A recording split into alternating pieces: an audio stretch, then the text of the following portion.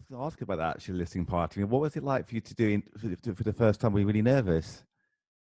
Yeah, because it's like showing people unfinished work, isn't it? So like I was saying before, I until something's 100% polished, but it's really hard to know on your own and to trust your own.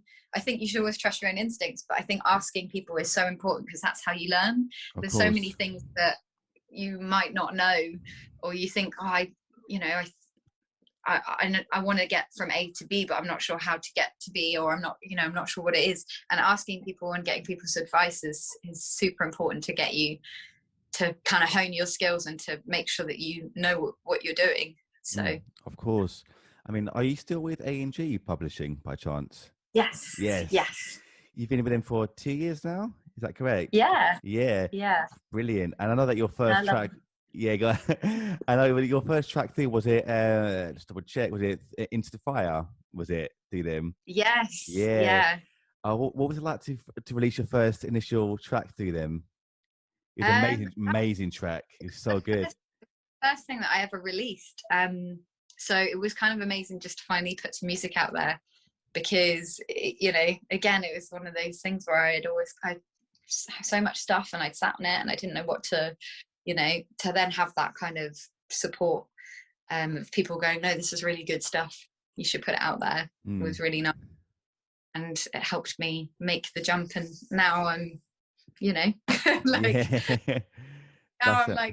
when can I get the next one out? It's ready. Let's put it out there. That's amazing.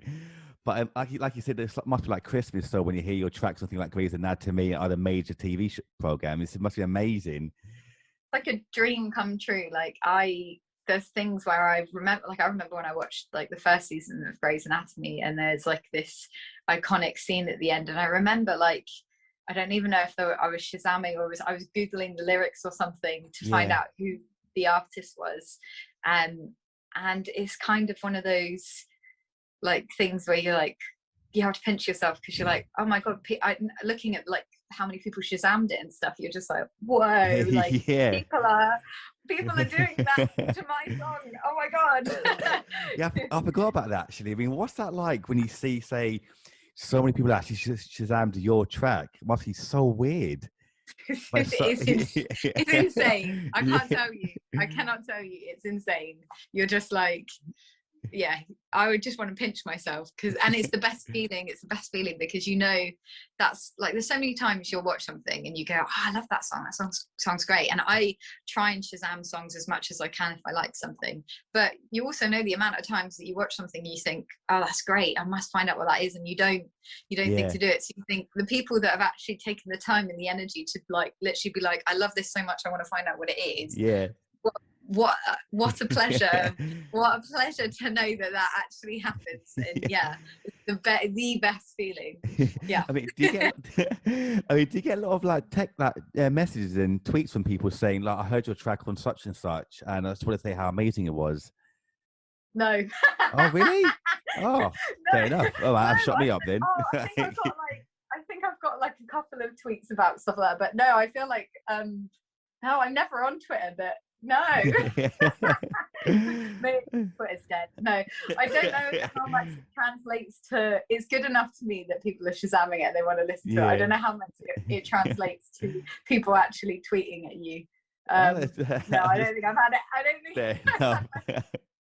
Fair enough. Sorry to disappoint you. I should have lied and said, I get loads of tweets and DMs from people. Loads of tweets. Oh no, I do actually, saying that, that's such a lie. I have had quite a lot of people like, it's mainly Instagram or Facebook. I get tagged in like people's videos where they're watching it on the TV and they're like, oh my God. Yeah. But I mean, that's normally fans that I know and interact with, and they're like, oh my God, it's your song. Yeah. New people don't tend to do that. So. And I realize like in every episode that I do, I always ask at least one stupid question. I mean, for you, like, do they obviously let you know in good time, say like, watch out for this episode of such and such, your track from the play, or do they not let you know at all? We knew about, I'm sure the publisher knew long before I did. Yeah. They don't like to get our hopes up with stuff. Yeah. But we knew probably about 3 weeks ahead of it, so we knew what episode it was going to be on, and we knew that episode was going to air within like 3 weeks. But yeah, so we had like 3 weeks to kind of get really excited. Wow. I mean, what else were your tracks featured on? What are the major sort of TV shows or programs or films?